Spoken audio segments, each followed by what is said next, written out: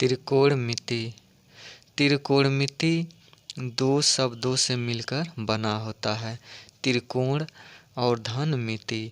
त्रिकोण का मतलब होता है कि तीन भुजाओं से घिरी आकृति, और मिति का मतलब होता है मापना, यानी त्रिभुजाकार आकृति का मापन करना ही त्रिकोणमिति कहलाता है। अब यहाँ पर यह देखेंगे कि अगला त्रिकोणमिति अनुपात। त्रिकोणमिति के अनुपात में कुल 6 अनुपात होते हैं: sine theta, cos theta, tan theta, cosec theta, sec theta और काट थीटा। अब यहाँ पर एक त्रिभुज लेते हैं, त्रिभुज ए बी सी।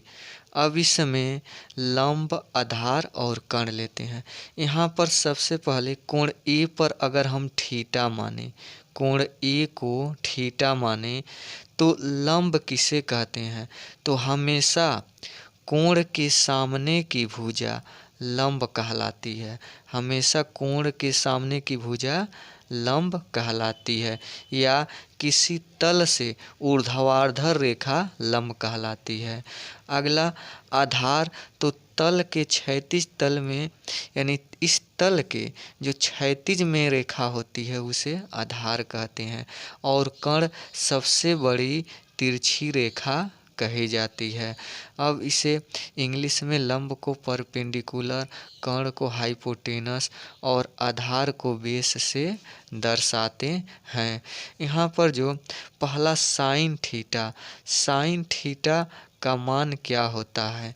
तो सबसे पहले एक फार्मूला जानेंगे यहाँ पर कि लाल बटा कक्का। फार्मूला नहीं है, यह ट्रिक है। तो यहाँ पर इसको लाल बटा कक्का, तो यस मान लेते हैं साइन, और लाल बटा कक्का इसको कास मान लेते हैं और इसको टेन मान लेते हैं। अब यहाँ पर यह देखते हैं साइन थीटा बराबर, तो साइन थीटा बराबर होता है लंब बटा कर्ण, यानी यल से लंब और के से कर्ण। तो यहाँ पर लिख देंगे साइन थीटा बराबर लंब बटा कर्ण। अगला कास थीटा, तो कास थीटा बराबर आधार बटा कर्ण। यहाँ से ए से आधार और के से कर्ण, यानी आधार बटा कर्ण। तो कास थीटा बराबर लिखेंगे आधार बटा कर्ण। फिर उसके बाद टेन थीटा, टेन थीटा बराबर होता है लंब बटा आधार, यानी यल से लंब मानेंगे और ए से आधार। तो यहाँ पर लिख देंगे लंब बटा आधार। अब हमें बस यही 3 याद करना है, और इसी 3 के द्वारा हम अगला ज्ञात कर लेंगे। क्यों? क्योंकि साइन का विपरीत उल्टा कोसेक थीटा होता है। तो यहाँ पर साइन थीटा बराबर लंब बटा कर्ण होगा, तो कोसेक थीटा बराबर कर्ण बटा लंब लिखेंगे। फिर कास थीटा का विपरीत सेक थीटा होता है, तो कास थीटा का आधार बटा कर्ण, तो सेक थीटा का लिखेंगे कर्ण बटा आधार।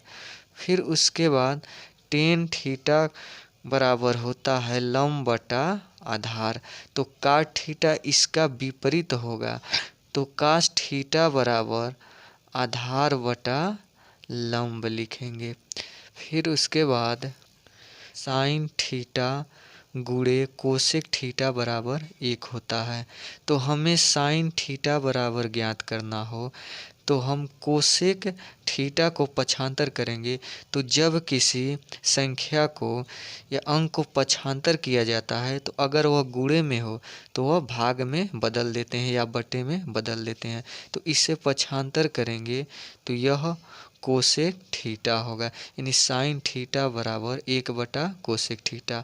अब अगर हम साइन थीटा को पक्षांतर करते हैं तो साइन थीटा को पक्षांतर करेंगे तो 1 बटा साइन थीटा होगा, यानी कोसेक थीटा बराबर 1 बटा साइन थीटा होता है। उसी तरह अगला, यानी कास थीटा गुणे सेक थीटा बराबर 1 होता है। हमें कास थीटा बराबर पता करना हो तो सेक थीटा गुणे में है तो पक्षांतर करेंगे तो यह बटे में हो जाएगा, यानी कास थीटा बराबर 1 बटा सेक थीटा। अगर हमें सेक थीटा बराबर जानना हो तो कास को पक्षांतर करेंगे तो कास गुणे में है तो बटे में हो जाएगा, यानी सेक थीटा बराबर 1 बटा कास थीटा। उसी तरह से अगला यानी टेन थीटा गुणे काट थीटा बराबर 1 होता है। तो टेन थीटा बराबर 1 और काट को पक्षांतर करेंगे तो यह गुणे से बटे में हो जाएगा, यानी टेन थीटा बराबर 1 बटा काट थीटा। अब काट थीटा बराबर ज्ञात करना हो तो अब टेन को पक्षांतर करेंगे तो टेन गुणे में है तो यह बटे में हो जाएगा।